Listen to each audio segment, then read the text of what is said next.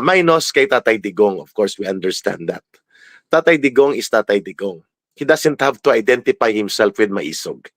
At alam natin na hindi din nararapat na nandun publicly si Tatay Digong to lead the rally support, the people's mobilization, sapagkat it will inflame.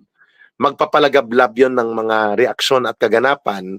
And dahil nga sa kanyang status, sa kanyang katayuan sa lipunan na si former President Rodrigo Duterte siya. What I'm talking to or I'm referring about, yung mga namumuno ng Maisog, nandyan lang yan sa Davao eh.